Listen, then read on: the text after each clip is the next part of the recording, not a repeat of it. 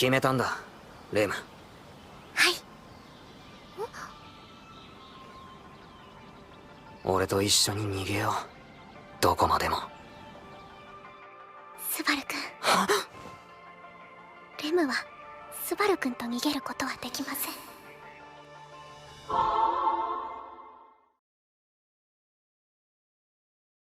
Dans cette scène, Rem fait un choix, mais que se passerait-il si elle avait agi autrement? C'est exactement le genre de scénario alternatif qu'on s'est tous déjà imaginé en regardant nos animés préférés. Dans la plupart des cas, ça reste des fanfictions et des questions pour lesquelles on n'aura probablement jamais de réponse. Mais parmi tous les auteurs d'animés à succès, un seul a décidé d'y répondre officiellement en explorant lui-même les pires et les meilleurs chemins que son héros aurait pu emprunter. Cet auteur, c'est Tappei Nagatsuki et son héros, c'est Natsuki Subaru.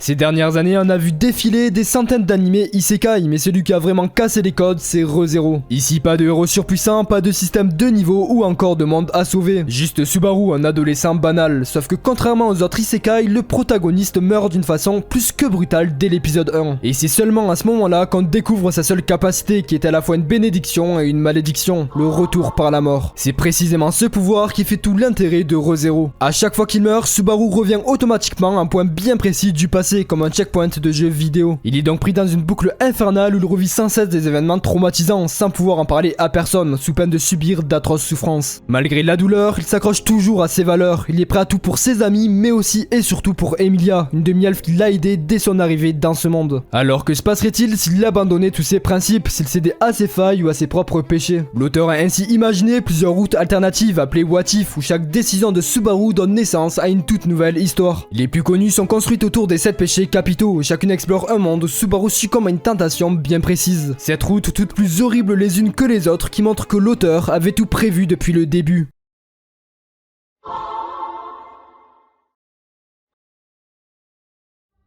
Et si par pur orgueil, Subaru avait refusé toute aide dès le début, ce choix le condamnerait à mourir des milliers de fois juste pour combattre Reinhardt. Dans ce scénario, il ne serait donc jamais intervenu, ni contre les bandits, ni contre Elsa Graniert. À force de les affronter seul, Subaru connaît les 3 voleurs par cœur et finit par les tuer de sang-froid. Mais face à Elsa, il échoue encore et encore, mourant plus de 88 fois en tentant désespérément de sauver Emilia de ses griffes. Sauf que tout bascule quand Reinhardt intervient malgré tout et élimine la tueuse d'un seul coup. Pour Subaru, c'est une humiliation totale. Après tant d'efforts, tant de douleurs et de persévérance, il réalise qu'il n'a servi à rien. Rongé par la jalousie, il s'allie à Elsa contre toute attente encore en vie et il décide de battre en retraite uniquement pour s'opposer à Reinhardt. Pendant son périple et même sans lien profond avec Emilia, Subaru développe peu à peu une obsession maladive envers elle. Convaincu que personne d'autre ne pourra la protéger, il rejoint même le culte de la sorcière et devient l'archevêque de l'orgueil. Quand il apprend le sort tragique qui atteint la demi-elfe, il utilise alors des centaines de retours par la mort dans le seul but d'orchestrer la mort de Betelgeuse puis de Regulus. Devenu froid et impitoyable, Subaru n'hésite pas à manipuler et éliminer quiconque se dresse sur son chemin. Mais ses actions finissent par attirer l'attention de Reinhardt et c'est là que Subaru découvre une vérité terrifiante. Il est littéralement invincible. Subaru ne se contente plus de quelques dizaines ou centaines de morts. Non, il revient plus de 100 000 fois d'entre les morts, toujours à la recherche d'un moyen pour le vaincre. Comprenant que c'est impossible, il change de stratégie et décide de détruire son image en tant que héros. Subaru s'attaque donc méthodiquement à tout ce que Reinhardt protège, plongeant l'entièreté du royaume dans les flammes. Pour la première fois, Reinhardt a ressenti une véritable haine envers quelqu'un. Mais Subaru n'agit plus par simple antagonisme, son objectif est en réalité bien plus sombre. Il veut mourir des mains d'Emilia elle-même pour qu'elle devienne une héroïne admirée de tous et accède au trône sans subir de discrimination. Quand ce moment arrive enfin, Subaru accepte la mort avec sourire, persuadé d'avoir accompli sa mission. Et cette fois, il ne revient plus d'entre les morts. À la place, il se retrouve aux côtés de la sorcière de l'envie, libérée de sa malédiction mais condamné à rester pour l'éternité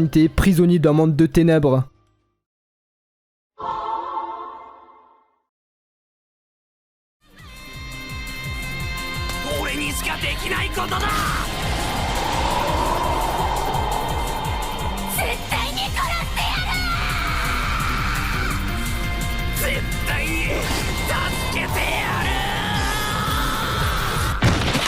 Et si par pure colère, Subaru avait choisi de ne pas sauter de la falaise, ce simple choix va causer la mort de plus de 120 000 personnes. Dans cette réalité, au moment où Ram est prête à tout pour venger sa sœur, Subaru accepte l'aide de Béatrice pour le téléporter loin d'elle. Bien qu'il soit innocent, elle va le pourchasser jusqu'à le retrouver pour l'étrangler jusqu'à la folie. En essayant de se défendre, il la frappe violemment avec une pierre, la laissant quasiment pour morte. Mais au lieu de l'achever, il décide de la soigner pour ensuite la garder captive. À partir de ce jour, Subaru sombre complètement et développe un trouble bien particulier. Il ne voit le monde plus qu'en noir et blanc, sauf pour 3 personnes dont il est convaincu que les sentiments ne changeront jamais: Emilia, Béatrice et Ram. Cette vision déformée du monde le rend de plus en plus paranoïaque et incapable de faire confiance à qui que ce soit d'autre. Au cours des 2 années qui suivent, il fonde les Pléiades, la plus puissante organisation criminelle du monde, aux côtés de 2 personnages rivalisant même avec la force de Reinhardt. Subaru est désormais surnommé le Purge King et est responsable de plus de 120 000 meurtres. Il va même jusqu'à décider du sort de ses victimes par un simple pile ou face. Mais tout bascule quand Puck passe un contrat avec Subaru pour libérer Emilia de l'emprise de Roswell. Avec ses alliés, il lance alors un assaut sur le manoir dans le seul but de l'assassiner. Il en profite aussi pour mettre fin aux 400 ans de solitude de Béatrice par pure pitié. La mission est un succès, Emilia est emmenée de force dans ce que Subaru considère comme un lieu sûr. Suite à cet événement, le royaume décide enfin d'agir et envoie Reinhardt anéantir les Pléiades. Au cœur de ce chaos, Subaru se fait poignarder et Emilia s'échappe. Sauf qu'elle empêche contre toute attente Reinhardt d'atteindre Subaru. En la retrouvant et voyant qu'elle ne ressent plus aucune haine, Subaru perd totalement confiance en elle et décide de l'abandonner. Tout en agonisant, il se dirige vers un lieu qu'il tenait secret depuis des années et retrouve Ram qu'il avait enchaîné pour sûrement y trouver la mort.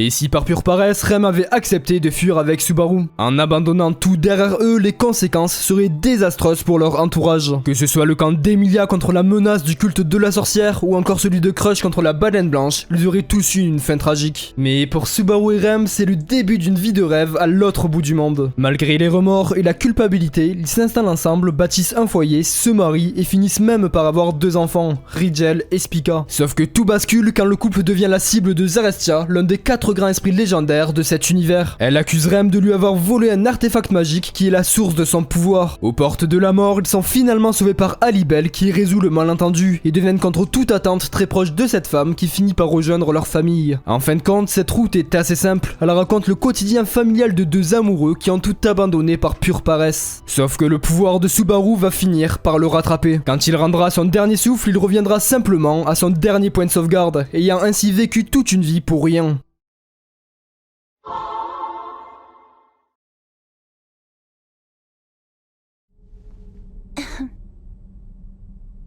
契約を僕と交わしてはくれないだろうか、夏木スバル。契約？そう、強欲の魔女との正式な契約。それを君と僕で交わさないか？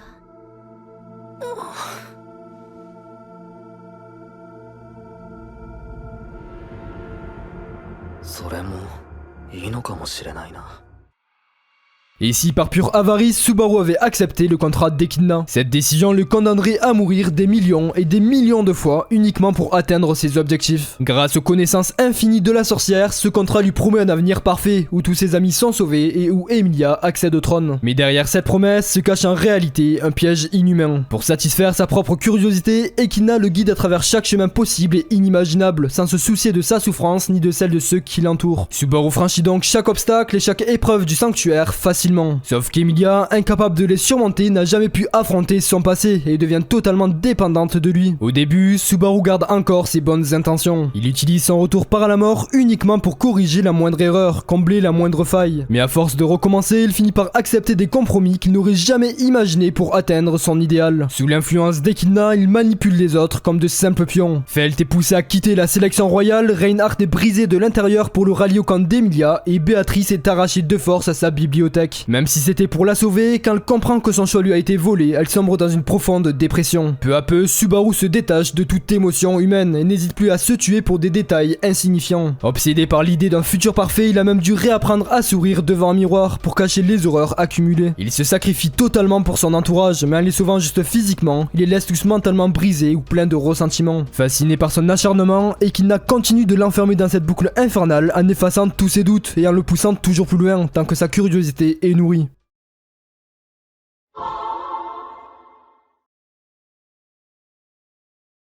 Et si par pure gourmandise, Subaru avait choisi d'appliquer le plan du livre des morts. Cette décision prend place au prochain arc de l'anime, donc attention, il y aura pas mal de spoils. Après avoir perdu la mémoire, Subaru redécouvre brutalement son retour par la mort, puis sombre de la confusion et la folie totale en ne reconnaissant plus le monde qui l'entoure. Même si tous ses amis aiment et respectent Natsuki, Subaru, lui, comme dans sa vie d'avant, continue de se détester profondément. Il finit même par jalouser cette version de lui que tous les autres admirent. Mais tout bascule quand une hallucination de Meili lui propose un plan pour devenir celui idéal. Un plan fondé sur les livres des morts, des grimoires maudits qui apparaissent à la mort d'une personne et qui renferment l'intégralité de son existence. Mais il lui fait croire qu'en tuant tous ses proches, il pourra se reconstruire à travers leur histoire, puis effacer tous ses crimes en réinitialisant la boucle grâce à son pouvoir. Au bord du gouffre, il se laisse entraîner dans ce plan, et avec l'aide de Shola, prête à le suivre aveuglément, il débute cette quête effroyable. Mais le poids de certains souvenirs, comme les 4 siècles de solitude de Béatrice après l'avoir tué, l'écrase peu à peu, jusqu'à le pousser à s'auto-mutiler et à se transformer physiquement. Il va jusqu'à assassiner Emilia de ses propres mains, avant de provoquer l'inondation de Prestella, causant la mort de milliers de personnes, y compris ses anciens compagnons, exécutés par Shola. Hanté par les hallucinations de ses victimes, Subaru devient une menace telle pour le royaume que même Reinhardt finit par se dresser sur sa route. Mais même avec l'aide de Shola, il reste impuissant face à lui. Et sans victoire possible, Subaru ne pourra jamais se reconstruire totalement. Il n'est plus qu'un amas de souvenirs volés, devenu complètement inhumain en empilant des centaines de livres des morts. Et le plus tragique dans tout ça, c'est qu'il ignore que le point de sauvegarde de son pouvoir peut changer. Tous ces crimes, toutes ces abominations sont donc possiblement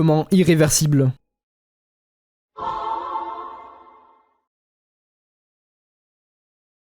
Et si par pure luxure, Subaru s'abandonnait à tous ses fantasmes. Cette route alternative est tellement choquante que l'auteur a dû la supprimer. Elle ne naît pas d'un choix bien précis, mais d'un monde entièrement différent. Un rêve absurde, Subaru devient le roi du royaume après avoir épousé toutes les prétendantes au trône. Il commence sa journée en flirtant avec Petra, retrouve Crush rongé par la jalousie, subit les caprices possessifs de Priscilla, puis partage une complicité plus intime avec Anastasia. Il enchaîne ensuite avec la passion de Felt, avant de s'occuper d'Eurem enceinte dans une scène presque familiale. Et il termine sa journée aux côtés d'Emilia dans un moment tendre et amoureux. Sauf que tout ça, c'était juste une blague écrite par l'auteur qui l'a finalement supprimée par la suite. Et franchement, ça se comprend. Entre l'incohérence totale des personnages, les passages problématiques avec Petra et l'excuse bancale sur son âge, c'était vraiment limite. Même pour un simple rêve de papillon vite effacé, ça n'a pas du tout été bien reçu. Résultat, cette histoire a déclenché énormément de polémiques, au point où les fans attendent maintenant un véritable what if né d'un choix où Subaru s'abandonnerait à une luxure bien plus sombre.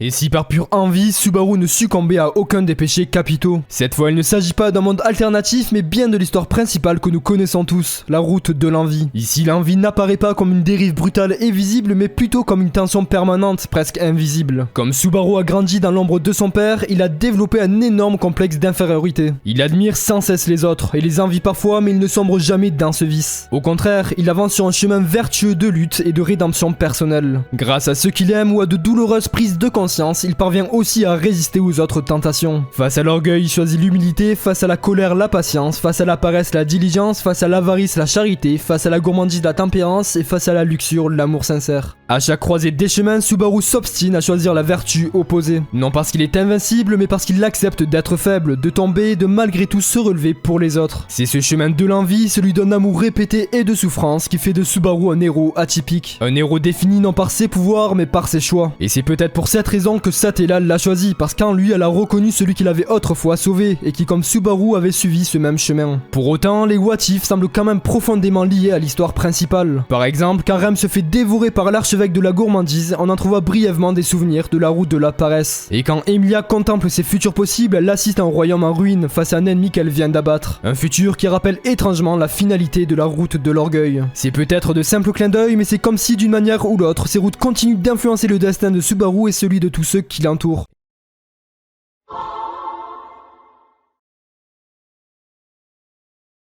Dans l'univers de Re:Zero, au-delà des 7 péchés capitaux que l'on connaît tous, il existe en réalité 2 péchés oubliés, hérités des anciens vices du christianisme, la mélancolie et la vaine gloire. L'auteur s'en est donc aussi inspiré pour imaginer 2 routes supplémentaires. L'une où Subaru succombe à une tristesse si écrasante qu'il renonce à avancer, et l'autre où il s'abandonne à une vanité si creuse qu'il devient prisonnier d'une vie illusoire.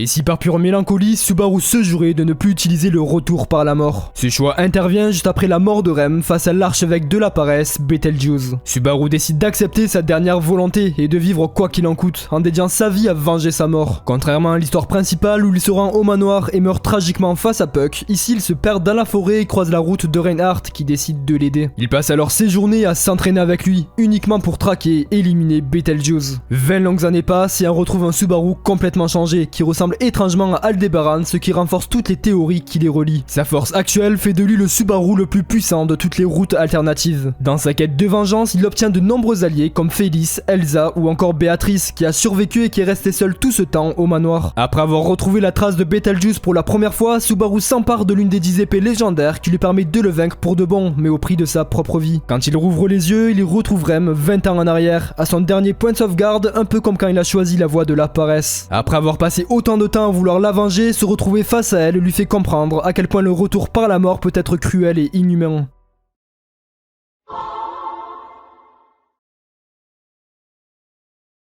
Et si par pure vanité, Subaru se réfugiait dans une vie illusoire. Ici, pas de choix divergent, comme pour la route de la luxure, il s'agit d'un monde entièrement différent. Les personnages de Re:Zero sont simplement transportés dans un lycée japonais, épargnés de leurs blessures passées, comme si tout ce qu'ils avaient vécu n'avait jamais existé. Dans cette réalité, Subaru vit un véritable rêve éveillé. Il a même surmonté tous ses traumatismes, en particulier cette peur du regard des autres qui autrefois l'empêchait de mettre un pied dans une salle de classe. Chaque matin, il se rend en cours aux côtés de Rem et Béatrice et retrouve tous ses camarades. Il y continue à essayer de gagner le cœur d'Emilia, mais dans un cadre où il doit aussi gérer des examens. Comme tout lycéen normal, il participe aux activités de club et même aux festivals scolaires. Et pour la première fois, Subaru semble vraiment heureux d'une vie simple et sans souffrance. Mais ce monde n'a rien de réel. Une théorie populaire suggère qu'il s'agirait d'une simulation, un rêve artificiel créé par Pandora, la sorcière de la vanité. Car son pouvoir, celui de réécrire la réalité selon ses désirs, lui permettrait de façonner un monde sans douleur, aussi parfait qu'illusoire, mais entièrement soumis à sa volonté.